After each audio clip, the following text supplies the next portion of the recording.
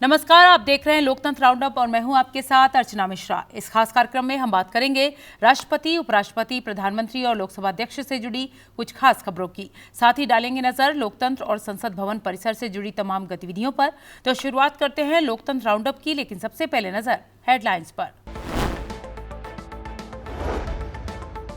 सभी के लिए न्याय सुनिश्चित करने को लेकर आयोजित एक सम्मेलन में राष्ट्रपति का संबोधन। कहा, न्याय में समानता और जागरूकता बेहद जरूरी।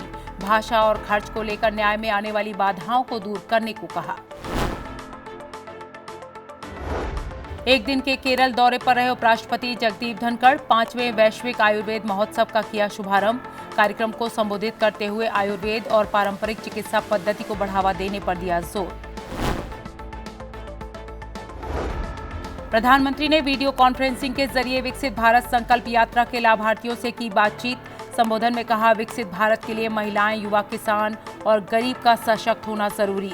सरकारी योजनाओं की पहुंच सुनिश्चित करना कार्यक्रम का मकसद। संविधान दिवस समारोह में उपराष्ट्रपति का संबोधन। कहा, संविधान निर्माता है संसद। संसद के विशिष्ट क्षेत्र में हस्तक्षेप संवैधानिक उल्लंघन। कार्यपालिका, न्यायपालिका और विधायिका के सामंजस्य से मजबूत होगा लोकतंत्र। संविधान सदन के केंद्रीय कक्ष में लोकसभा के पहले अध्यक्ष गणेश वासुदेव मावलंकर और पूर्व लोकसभा अध्यक्ष रवि राय की जयंती पर पुष्पांजलि अर्पित। लोकसभा अध्यक्ष और संसद सदस्यों ने चित्र पर श्रद्धा सुमन अर्पित कर नमन किया। और अब खबरें विस्तार से। राष्ट्रपति द्रौपदी मुर्मू ने राष्ट्रपति भवन में आयोजित एक समारोह में आयरलैंड समेत कई देशों के राजदूत, उच्चायुक्त का परिचय पत्र स्वीकार किया। राष्ट्रपति ने जिन देशों के राजदूत और उच्चायुक्त का परिचय पत्र स्वीकार किया, उनमें आयरलैंड के राजदूत केविन केली, बोस्निया और हर्जेगोविना के राजदूत हारिस सुले, आर्मेनिया के राजदूत वाहगन आफियान, मलेशिया के उच्चायुक्त मुजफ्फर शाह बिन मुस्तफा, माली के राजदूत brigadier general Felix Diallo, Marshall द्वीप के राजदूत अलेक्जेंडर कार्टन बिंग शामिल रहे।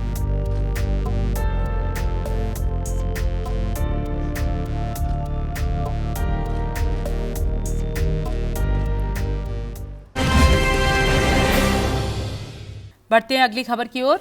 राष्ट्रपति द्रौपदी मुर्मू ने कानूनी सहायता तक पहुंच पर पहले क्षेत्रीय सम्मेलन के समापन सत्र को संबोधित किया।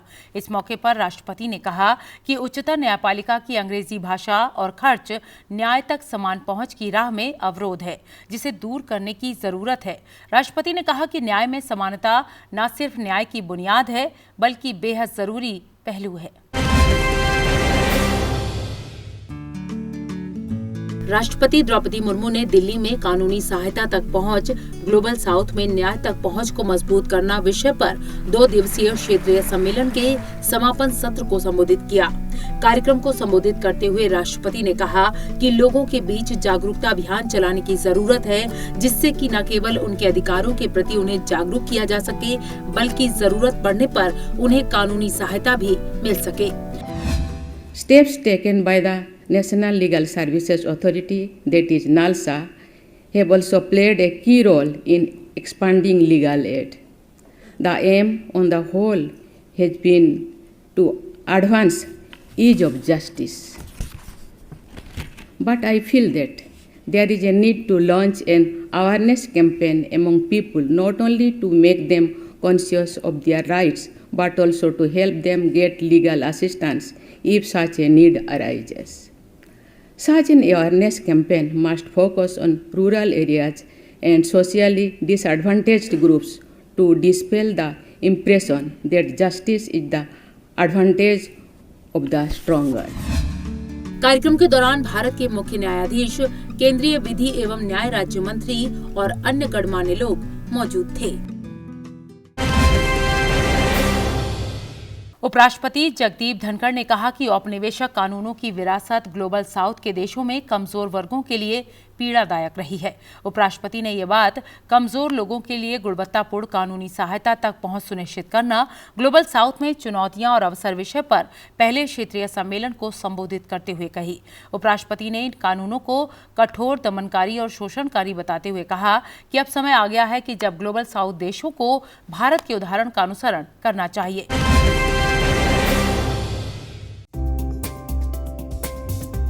उपराष्ट्रपति जगदीप धनखड़ ने गुणवत्तापूर्ण कानूनी सहायता तक पहुंच सुनिश्चित करना, ग्लोबल साउथ में चुनौतियां और अवसर विषय पर पहले क्षेत्रीय सम्मेलन को संबोधित किया।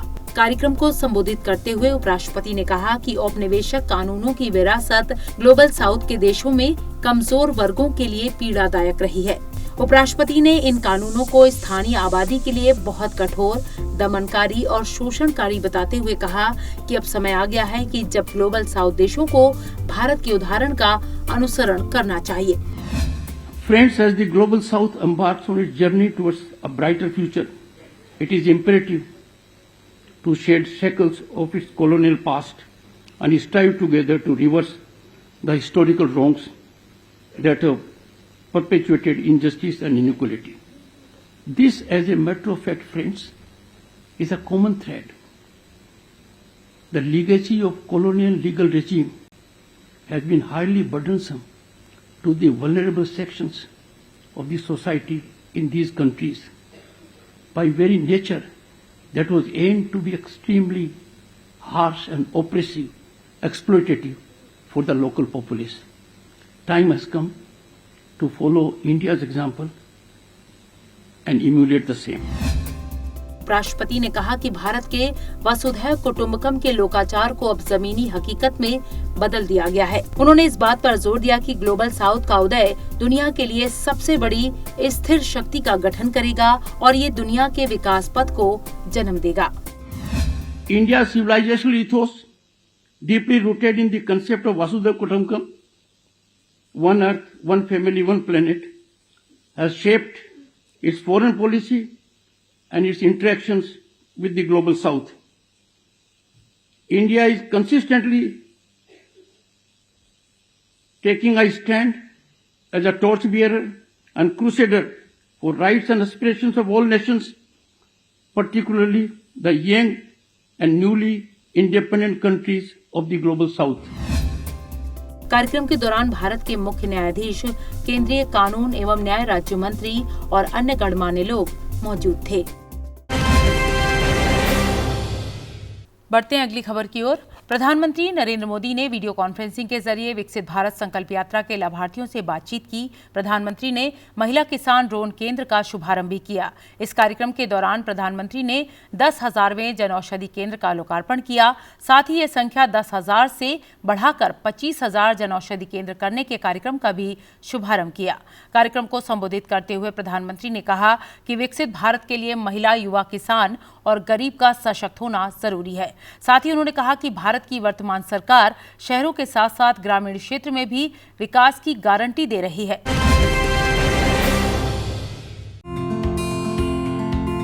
विकसित भारत संकल्प यात्रा पूरे देश में सरकार की प्रमुख योजनाओं की पूरी तरह से पहुंच सुनिश्चित करने के उद्देश्य से शुरू की गई है, ताकि ये सुनिश्चित किया जा सके कि इन योजनाओं का लाभ समयबद्ध तरीके से सभी लाभार्थियों तक पहुंच सके।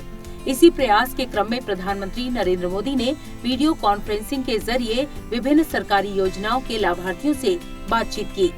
कार्यक्रम को संबोधित करते हुए प्रधानमंत्री ने कहा कि संकल्प से सिद्धि की ओर की ये यात्रा तभी पूरी होगी जब किसान, युवा, महिला और गरीब सशक्त होंगे।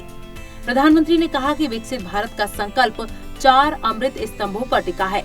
ये अमृत स्तंभ है नारी शक्ति, युवा शक्ति, किसान और गरीब परिवार। इन 4 जातियों का उत्थान ही भारत को विकसित बनाएगा। विकसित भारत का संकल्प 4 अमृत स्तंभों पर मजबूती के साथ टिका है।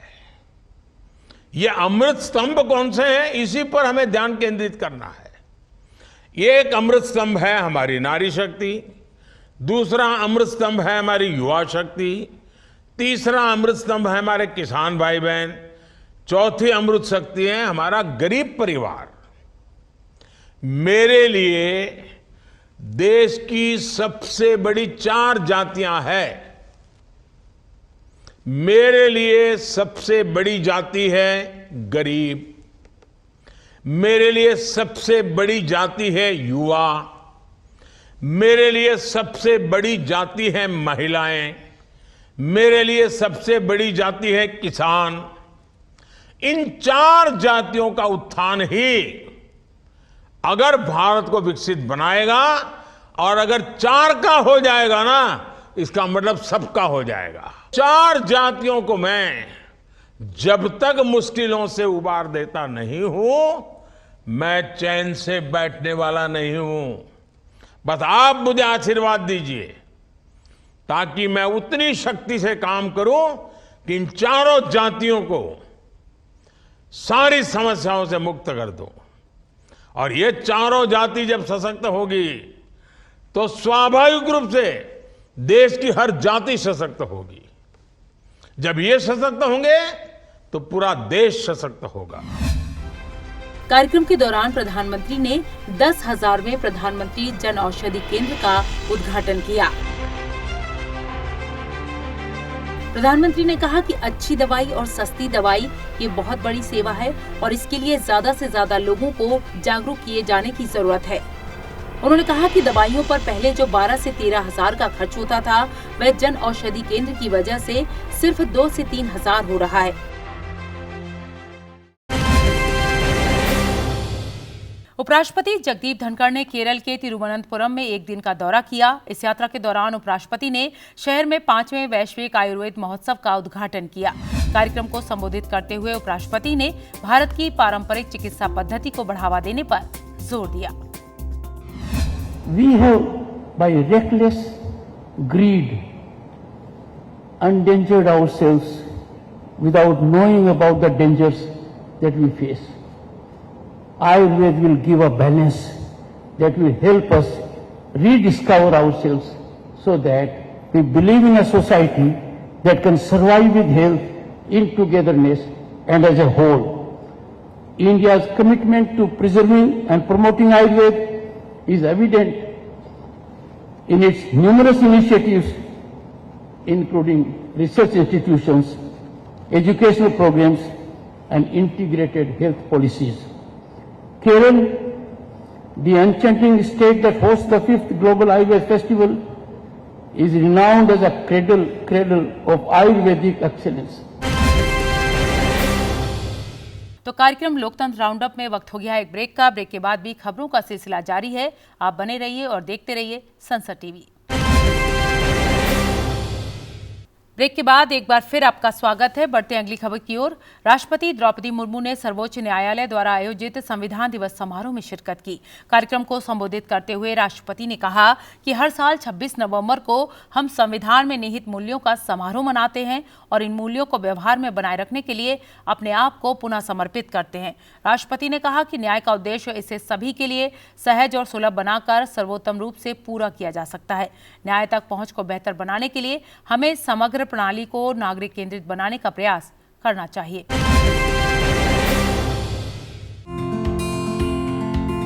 राष्ट्रपति द्रौपदी मुर्मू ने नई दिल्ली में सर्वोच्च न्यायालय द्वारा आयोजित संविधान दिवस समारोह को संबोधित किया।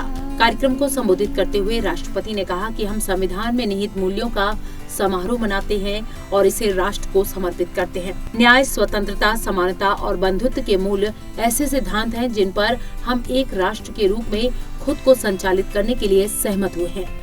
इसके साथ ही राष्ट्रपति ने कहा कि न्याय तक पहुंच को बेहतर बनाने के लिए हमें समग्र प्रणाली को नागरिक केंद्रित बनाने का प्रयास करना चाहिए। The cause of justice is best served by making it accessible for all. This also strengthens equality. We should ask ourselves, especially on occasions like today's, whether every single citizen is in a position to seek justice. On introspection, we realize that there are many barriers in the way. Cost is, of course, the most significant factor. It is a matter close to my heart. That is why I appreciate all the initiatives taken by the Supreme Court in particular and the judiciary in general to expand the scope of pre-legal aid. Lawyers and civil society to have contributed to it. Then there are other barriers too, for example, language, which is beyond the comprehension of a majority of citizens. I feel reassured by the recent steps taken by the Supreme Court to make the verdicts available in various Indian languages. The live webcast of court proceedings too will go a long way in making citizens true stakeholders of the judicial system. उपराष्ट्रपति जगदीप धनखड़ ने मुंबई में श्रीमद रामचंद्र जी की जयंती समारोह में बतौर मुख्य अतिथि शिरकत की। इस मौके पर उपराष्ट्रपति ने कहा कि भारत हमेशा से संस्कृति का केंद्र रहा है। उन्होंने कहा कि देश में बदलाव शिक्षा, समानता और अच्छे व्यवहार से आता है। देश के नागरिकों में यह समझ जरूरी है कि हमारा सड़क पर आचरण कानून के अनुरूप होना चाहिए। प्रकृति के दुरुपयोग को रोकने पर जोर देते हुए उपराष्ट्रपति ने कहा कि हमें यह ध्यान रखना चाहिए कि ये पृथ्वी केवल मनुष्यों के लिए नहीं बल्कि सभी प्राणियों के लिए है।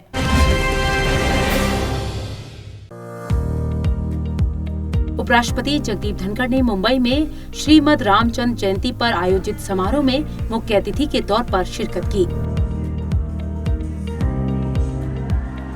इस दौरान उपराष्ट्रपति ने श्रीमद रामचंद्र जी की प्रतिमा का अनावरण किया।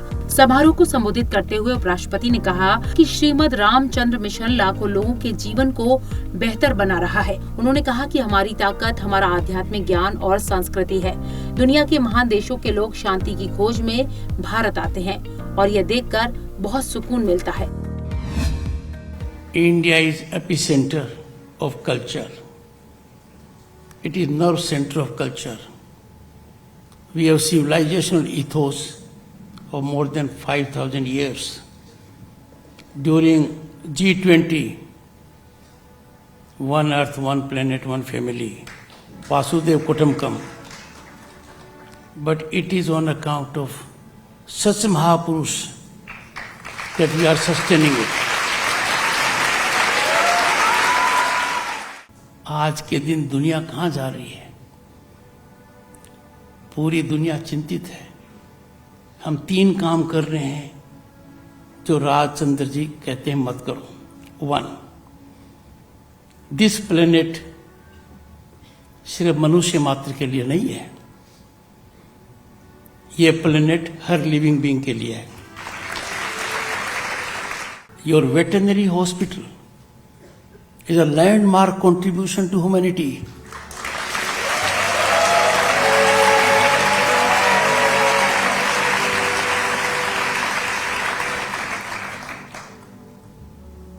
आज के दिन हर व्यक्ति परेशान है और कुछ इसलिए परेशान है कि मैं दूसरे को ज्यादा परेशान क्यों नहीं कर पा रहा हूं। No medical science can find answer to it. The answer comes from sage advice of such people. उपराष्ट्रपति ने कहा कि भारत दुनिया में तेज गति से आगे बढ़ रहा है। वैश्विक अर्थव्यवस्था में 5वां स्थान प्राप्त किया है। भारत ने यूके और फ्रांस को पीछे छोड़ दिया है और उम्मीद है कि साल 2030 तक जापान और जर्मनी को भी पीछे छोड़ देगा। I seek from you that develop a culture to always keep our nation first.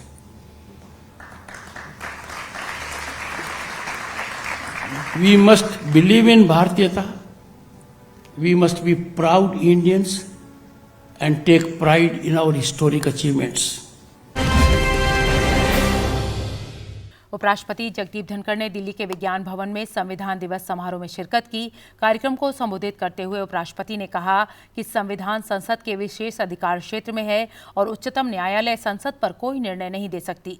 उपराष्ट्रपति ने कहा कि संसद के विशिष्ट क्षेत्र में किसी भी तरह का घुसपैठ संवैधानिक उल्लंघन और लोकतांत्रिक मूल्यों के खिलाफ है और लोकतंत्र तभी मजबूत होता है जब कार्यपालिका, न्यायपालिका और विधायिका आपसी सामंजस्य और सहयोग से काम करें।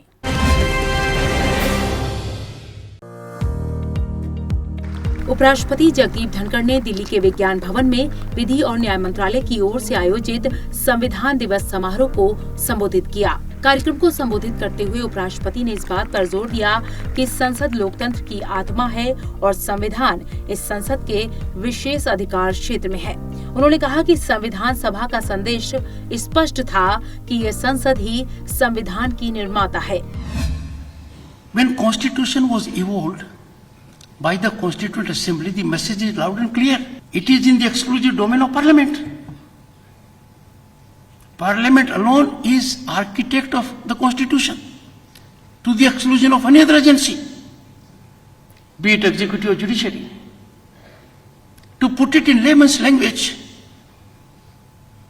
Parliament can't script a judgment of the Supreme Court. And similarly, Supreme Court can't script law for us. That's our domain.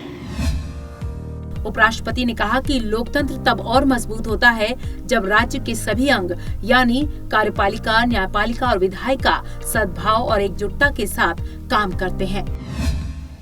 Democracy is optimally nurtured when state organs like the executive, the judiciary and the legislature work in harmony, tandem and togetherness. There is well-defined constitutional domain for the executive and the judiciary and the legislature. It is constitutional mandate that all these organs of the state function in their respective domain. The arrogation of authority by one organ of the other was beyond contemplation of framers of the Constitution. कार्यक्रम के दौरान केंद्रीय विधि और न्याय राज्य मंत्री अर्जुन राम मेघवाल, राष्ट्रीय मानवाधिकार आयोग के अध्यक्ष और अन्य गणमान्य लोग मौजूद थे। बढ़ते आगे, संविधान सदन के केंद्रीय कक्ष में लोकसभा के प्रथम अध्यक्ष गणेश वासुदेव मावलंकर को उनकी जयंती पर पुष्पांजलि अर्पित की गई। इस मौके पर लोकसभा अध्यक्ष ओम बिरला, राज्यसभा के उपसभापति हरिवंश समेत कई सदस्यों ने उनके चित्र पर श्रद्धासुमन अर्पित किए। गणेश वासुदेव मावलंकर की जयंती पर उन्हें नमन करते हुए लोकसभा अध्यक्ष ओम बिरला ने कहा कि अपने कुशल नेतृत्व से उन्होंने सदन की नियम प्रक्रियाओं, परंपराओं का निर्धारण किया है। स्वतंत्रता सेनानी, विचारक, समर्पित जनप्रतिनिधि और सदन के संचालक के रूप में उनका जीवन प्रेरणा स्रोत रहेगा।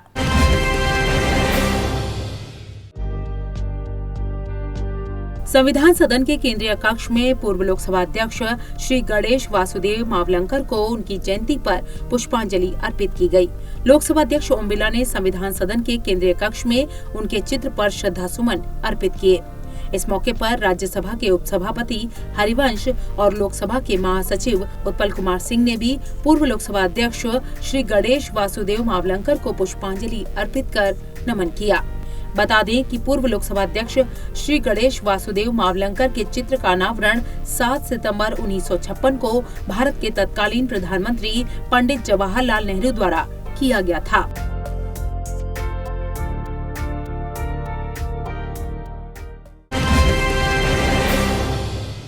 संविधान सदन के केंद्रीय कक्ष में पूर्व लोकसभा अध्यक्ष रवि राय की जयंती पर पुष्पांजलि अर्पित की गई। इस मौके पर लोकसभा अध्यक्ष ओम बिरला ने पूर्व लोकसभा अध्यक्ष रवि राय के चित्र पर श्रद्धा सुमन अर्पित कर उन्हें नमन किया। इस मौके पर लोकसभा महासचिव उत्पल कुमार सिंह भी मौजूद थे। संविधान सदन के केंद्रीय कक्ष में पूर्व लोकसभा अध्यक्ष रवि राय को उनकी जयंती पर पुष्पांजलि अर्पित की गई। लोकसभा अध्यक्ष ओम बिरला ने उनके चित्र पर श्रद्धा सुमन अर्पित किए। लोकसभा महासचिव उत्पल कुमार सिंह ने भी पूर्व लोकसभा अध्यक्ष रवि राय को पुष्पांजलि अर्पित की। बता दें कि पूर्व लोकसभा अध्यक्ष रवि राय के चित्र का अनावरण 10 फरवरी 2014 को भारत के तत्कालीन राष्ट्रपति प्रणब मुखर्जी द्वारा किया गया था। देश भर में गुरु नानक देव जी की जयंती पूरी आस्था और विश्वास के साथ मनाई गई। प्रकाश पर्व के शुभ अवसर पर राष्ट्रपति द्रौपदी मुर्मू, उपराष्ट्रपति जगदीप धनखड़, प्रधानमंत्री नरेंद्र मोदी और लोकसभा अध्यक्ष ओम बिरला ने सभी लोगों को शुभकामनाएं दी। बता दें कि यह दिवस पहले सिख गुरु गुरु नानक देव जी के जन्म का प्रतीक है, जिन्होंने सिख धर्म की नींव रखी थी। राष्ट्रपति ने सोशल मीडिया पर संदेश में कहा कि गुरु नानक देव जी ने समानता और निस्वार्थ सेवा के मूल्यों पर जोर दिया। राष्ट्रपति ने कहा कि गुरु नानक देव जी का मानना था कि मानवता की सेवा भगवान की सेवा है और उन्होंने लोगों को प्रेम, शांति और करुणा के मूल्यों का पालन करने के लिए प्रेरित किया। सोशल मीडिया के जरिए अपने संदेश में उपराष्ट्रपति ने कहा कि नानक देव जी के उपदेश मानवता, एकता, समानता, सहिष्णुता और निस्वार्थ सेवा की भावना को बढ़ावा देते हैं। प्रधानमंत्री नरेंद्र मोदी ने गुरु नानक देव के प्रकाश पर्व के शुभ अवसर पर लोगों को शुभकामनाएं दी। प्रधानमंत्री ने कहा कि दूसरों की सेवा करने और भाईचारा बढ़ाने पर गुरु नानक देव जी का संदेश दुनिया भर के लाखों लोगों को प्रेरित करता है। लोकसभा अध्यक्ष ओम बिरला ने भी गुरु नानक देव के प्रकाश पर्व के शुभ अवसर पर लोगों को शुभकामनाएं दी। इस खास पर्व पर लोकसभा अध्यक्ष ओम बिरला ने दिल्ली के गुरुद्वारा रकाबगंज में मत्था टेका। गुरु साहिब से सभी देशवासियों के लिए सुख समृद्धि की कामना की। लोकतंत्र में संसदीय समितियों का अहम स्थान है। समय समय पर इन संसदीय समितियों की बैठक होती है। विभिन्न मुद्दों पर चर्चा के बाद ये समितियां अपनी रिपोर्ट सभा के समक्ष रखती हैं। तो आइए जान लेते हैं सप्ताह लोकसभा में किन किन संसदीय समितियों की बैठक हुई।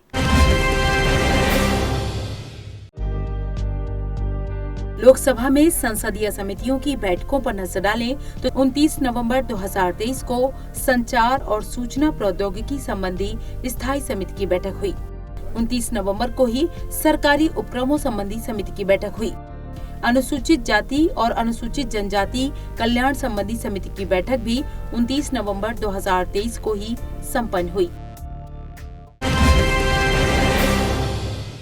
तो कार्यक्रम लोकतंत्र राउंडअप में इतना ही, लेकिन जाने से पहले एक जरूरी बात, आप इस कार्यक्रम को संसद टीवी के YouTube चैनल पर भी देख सकते हैं। हमें आपके फीडबैक का इंतजार रहेगा। अगले हफ्ते फिर मिलेंगे लोकतंत्र और संसद से जुड़ी अहम खबरों के साथ। तब तक के लिए मुझे दीजिए इजाजत। नमस्कार।